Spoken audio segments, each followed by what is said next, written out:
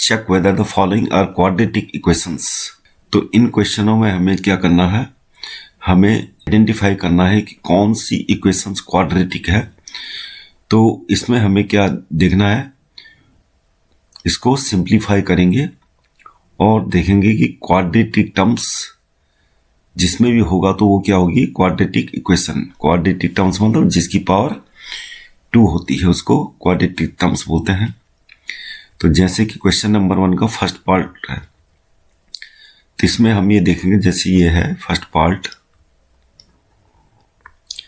x+1 का whole square equal to 2x - 3। तो अगर हम इसको एक्सपेंड करेंगे तो एक टर्म्स हमारा x² जरूर निकलेगा। तो आपको पूरा ये एक्सपेंड करने की जरूरत नहीं है। तो जल्दी से आपको क्वेश्चन कैसे सोल्व करना है, यहां पर क्वाड्रेटिक टर्म्स है तो इसका मतलब ये इक्वेशन क्या है, ये कैंसिल भी नहीं हो रहा किसी से। तो इसका मतलब ये इक्वेशन जो होगी क्या होगी, क्वाड्रेटिक होगी। तो ये वाली इक्वेशन हमारी क्वाड्रेटिक होगी। सेकंड पार्ट है x - 2x इक्वल टू, और -2 को अंदर मल्टीप्लाई कर लीजिए, -6 + 2x। तो यहां पर कोई भी क्वाड्रेटिक टर्म्स नहीं है, तो this is not a quadratic equation. अब है पार्ट थर्ड। पार्ट थर्ड में LHS RHS में हम केवल क्वाड्रेटिक सम्स को सोल्व करते हैं। अगर x की मल्टीप्लाई हम x से करें तो क्या आएगा, x² आएगा।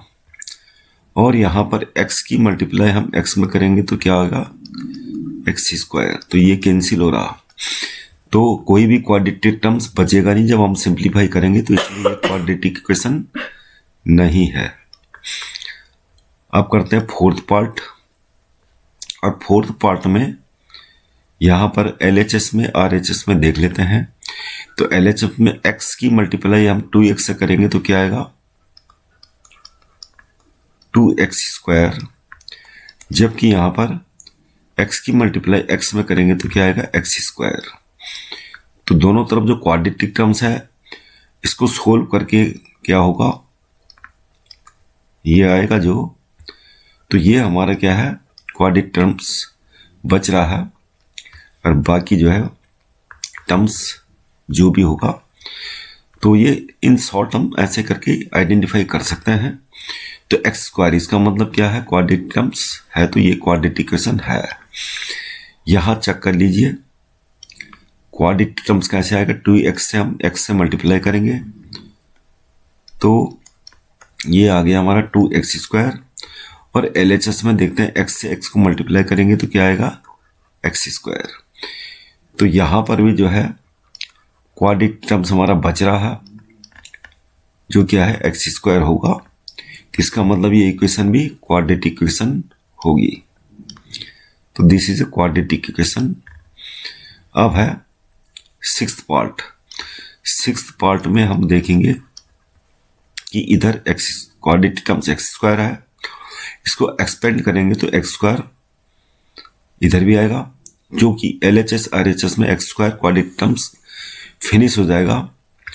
जैसे कि मतलब सिक्स पार्ट में इधर की तरफ x² है, केवल क्वाड्रेटिक टर्म्स पे ध्यान देना हमें। और इधर इसको एक्सपेंड करेंगे तो क्या आएगा, x²। तो इस क्वाड्रेटिक टर्म हमारा कैंसिल हो रहा है, तो इसका मतलब ये इक्वेशन सिक्स पार्ट जो है ये क्वाड्रेटिक इक्वेशन नहीं है। सेवंथ पार्ट देख लेते हैं। x+2⁴ इधर एक्सपेंड करेंगे सेवंथ को, इधर एक्सपेंड करके x⁴ तो आएगा ही आएगा, क्योंकि x क्या है और ये 3 की पावर है। तो एक टर्म्स हमारा ये x⁴ आएगा। और RHS में ये क्या हो रहा है, 2x की मल्टीप्लाई x² में होगी तो 2x³। तो यहां पर ये 3 की पावर वाला टर्म जो है ट्रिनोमियल्स जो है x⁴ बच रहा है, तो नेट मतलब -x⁴ बचेगा। तो ये हमारा जो है क्या होगा, ये क्यूबिक टर्म्स है, क्यूबिक पॉलिनोमियल होगा, न कि क्वाड्रेटिक। तो दिस इज रॉन्ग, हमें क्वाड्रेटिक छांटना है। अब है ये एट्थ पार्ट में इधर एक्स क्यू है, इसको एक्सपेंड करेंगे तो एक्स क्यू होगा, एक्स क्यू इधर आ गया, एक्स क्यू इधर, जो कि कैंसिल हो जाएगा इधर राइट हैंड साइड में। तो क्यूबिक टर्म्स हमारा कैंसिल हो जाएगा, बच जाएगा क्या, क्वाड्रेटिक टर्म्स बच जाएगा, क्योंकि यहां पर एक्सपेंशन में एक टर्म्स आएगा जो क्वाड्रेटिक होगा जैसे ये है। तो इसके लिए ये क्या होगा हमारा एट पार्ट, ये हमारा क्वाड्रेटिक इक्वेशन होगा। अब है एट्थ पार्ट, अब ये है नाइन्थ एक्चुअली में x+1 का होल स्क्वायर, इसको एक्सपेंड करेंगे तो क्या होगा, इसको एक्सपेंड करेंगे तो LHS में क्या आएगा, x² टर्म्स और राइट हैंड साइड में 2x। तो यहां पर x² terms quadratic terms cancel नहीं हो रहा, तो इसका मतलब ये क्वाड्रेटिक होगा। तो इस प्रकार से इन शॉर्ट में ये आइडेंटिफाई करना था केवल। और क्वेश्चन नंबर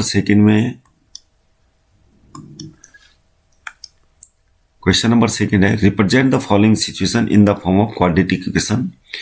तो क्वेश्चन नंबर 2 का फर्स्ट पार्ट है the area of rectangle plot is 528 metre square, the length of the plot in meters is 1 more than the twice its breadth.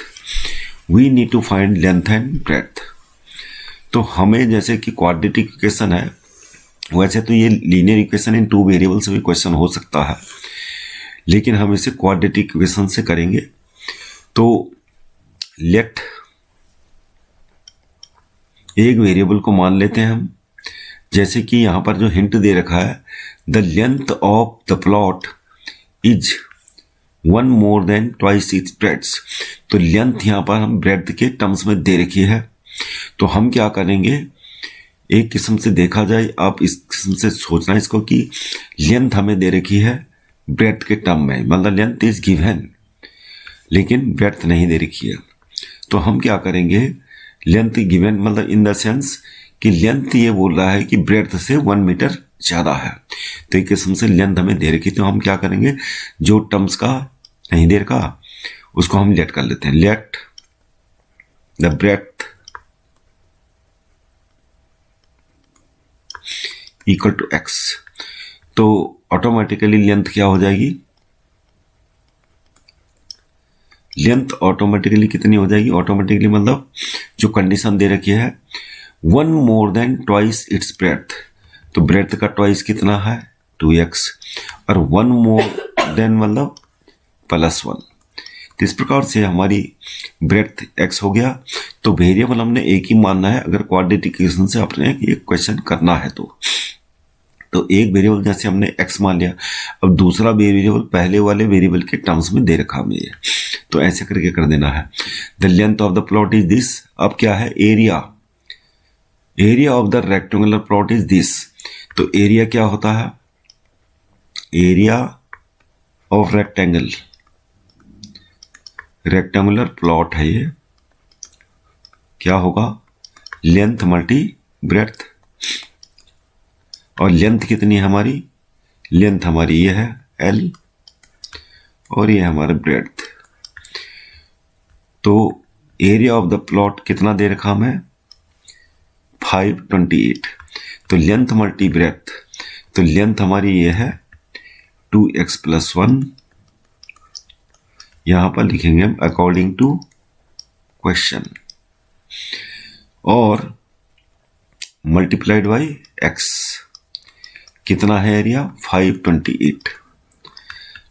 तो इसको सिंप्लीफाई कर लेते हैं, x को 2x के साथ मल्टीप्लाई करके कितना हुआ 2x², और x को 1 से मल्टीप्लाई करके क्या आ गया x 528, और इसको 528 को इधर ले आते हैं, -528 हो गया इक्वल टू 0। तो इस प्रकार से हमारी क्वाड्रेटिक इक्वेशन आ गई, और इस क्वेश्चन में हमें फिलहाल क्वाड्रेटिक इक्वेशन ही लिखनी है। तो ये सिचुएशन है जो लेंथ और ब्रेड्थ को क्या करेगी, सेटिस्फाई करेगी इक्वेशन, और ये क्वाड्रेटिक इक्वेशन आ गया हमारा, यही इसका आंसर है। क्वेश्चन नंबर सेकंड का पार्ट, इसमें बता रहा है कि the product of two consecutive positive integers is 306, we need to find the integers. तो कंसेक्यूटिव पॉजिटिव इंटीजर्स मीन्स लगातार जो होते हैं। तो सेकंड पार्ट में जो वेरिएबल है वो क्या है, नंबर्स हैं, पॉजिटिव इंटीजर्स हैं। तो एक इंटीजर को हम अगर लेट कर लें x, let one of the integers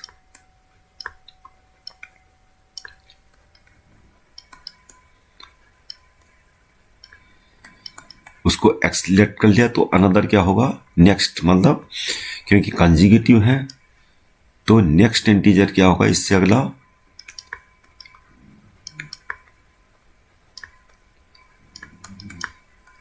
integer में कितने का फर्क होता है, 1 का, तो अगला क्या है, x+1 होगा। अब क्या है, इनका प्रोडक्ट जो है, इन दोनों इंटीजर का जो प्रोडक्ट है वो है x+1 और इक्वल टू दोनों दे रखा है 306, दोनों का product.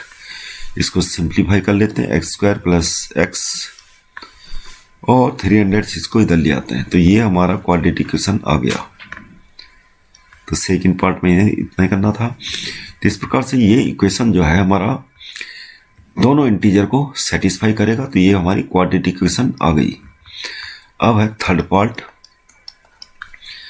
Rohan's mother's age is 26 years older than him. The product of their ages 3 years from now will be 360. We would like to find Rohan's present age. तो रोहन्स की प्रेजेंट एज हमें निकालनी है, और रोहन्स मदर्स एज क्या है, 26 years older than him, यानी रोहन की मदर की जो एज है दे रखी है किसके टर्म्स में, रोहन की एज के टर्म्स में है। तो रोहन की एज के टर्म्स में दे रखी है, तो हम रोहन्स एज मान लेते हैं present. Let Rohan's present as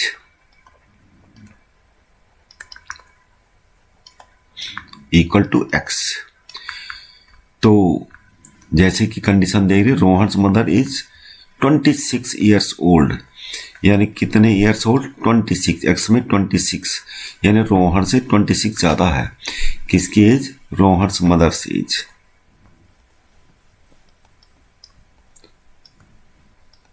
ये रोहन्स मदर्स एज है। और अब the product of their edges 3 years from now, यानी 3 years फ्रॉम नाउ का मतलब है कि 3 साल बाद। अब 3 साल बाद रोहन्स की यहां पर लिखेंगे अकॉर्डिंग टू क्वेश्चन, और 3 साल बाद रोहन की एज होगी x+3, और रोहन की मदर की एज 3 साल बाद कितनी होगी, x+26 + 3। तो ऐसा हमने इसलिए करा क्योंकि ये क्या बता रहा है कि जो प्रोडक्ट है, दोनों की एज का प्रोडक्ट 3 years बाद कितना हो जाता है प्रोडक्ट, 360। तो इसको कैलकुलेट कर लेते हैं, x+3, और ये हो गया हमारा x+29 इक्वल टू 360। कैलकुलेट कर लेते हैं, x² + 29x + 3x 87 360, x² plus ये हो जाएगा 32x और 87 ये हो गया -360 equal to 0। x² plus 32x और ये हो जाएगा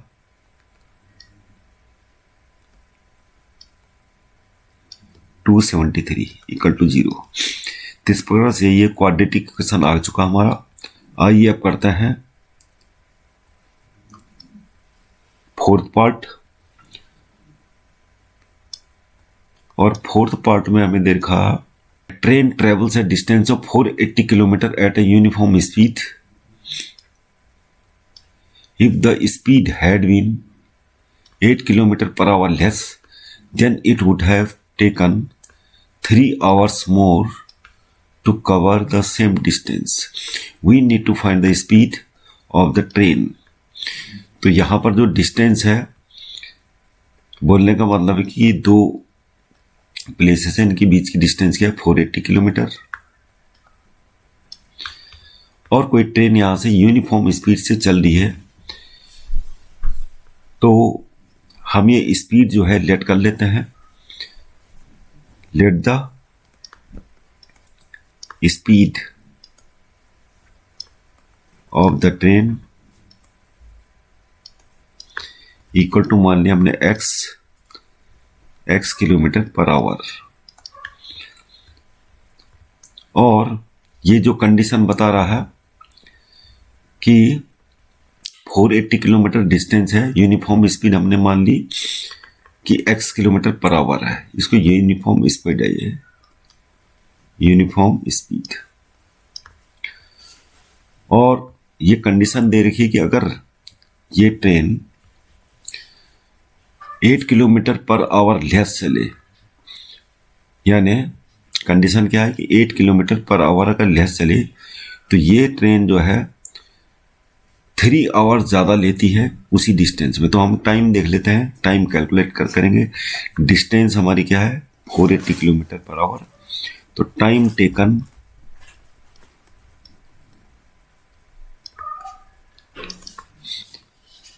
इन दिस स्पीड,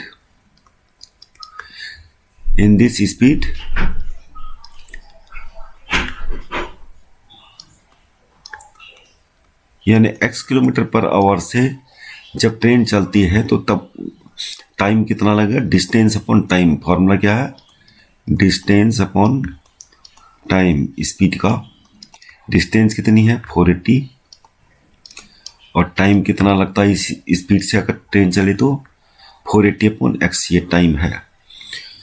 अब क्या करना है हमें, ये बोला कि 3 आवर्स मोर कवर करता है डिस्टेंस, यानी अकॉर्डिंग टू क्वेश्चन लिखेंगे और यही टाइम निकालना में कि अगर ट्रेन 3 आवर्स ज़्यादा स्पीड से चलती है तो क्या होता है, ज़्यादा टाइम लेगी। तो ज़्यादा टाइम कौन सा वाला होगा, 480 अपॉन, अगर ट्रेन क्या है 8 किलोमीटर पर आवर लेस चलती है तो तब टाइम टेकन हमारा ये होगा। तो ये वाला टाइम क्या है, ज़्यादा, क्योंकि 3 आवर्स जब स्पीड घटेगी तो टाइम क्या होगा, ज़्यादा लगेगा। तो ये वाला टाइम क्या है, इस वाले टाइम से ज़्यादा है। तो ये वाला टाइम जब train x-8 kilometre per hour से चलती है तो इस वाले टाइम से, यानी जब train x kilometre per hour से चलती है उस टाइम, इस टाइम से कितना ज़्यादा लेती है ट्रेन, 3 आवर ज़्यादा लेती है। तो ये लिख लिया हमने। अब क्या करेंगे, 480 अपॉन x-8, इसको इधर ले आते हैं और इस नंबर को इधर ही रहने देते हैं, ये इधर ले आइए। हम ये जो x वाला टर्म्स है एलसीएम ले लेते हैं, इनको कैलकुलेट कर लेते हैं। तो ये हो जाएगा x-8 से कैंसिल, 480x, आप क्रॉस मल्टीप्लाई भी कर सकते हैं ऐसे करके। तो ये हो जाएगा हमारा 480 x माइनस 800, 8 का 4 हासिल 6, 832 6, ये हमारा आ गया। और ये वाला टर्म्स 3 से हम क्या करेंगे, ये आ जाएगा एज इट इज x-8 और इक्वल टू 0। अब ये वाला टर्म्स उधर जाके क्या हो जाएगा, 0 हो जाएगा।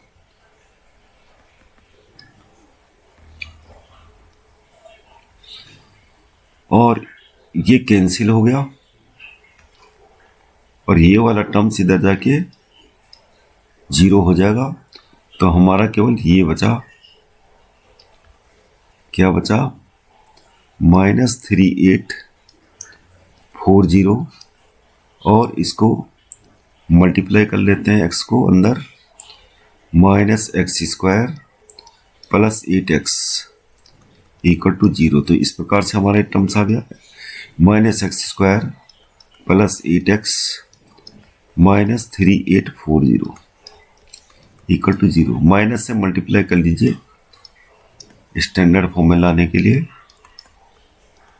इस प्रकार से ये इक्वेशन आ गई हमारी क्वाड्रेटिक, और ये जो है स्पीड को सेटिस्फाई करेगा।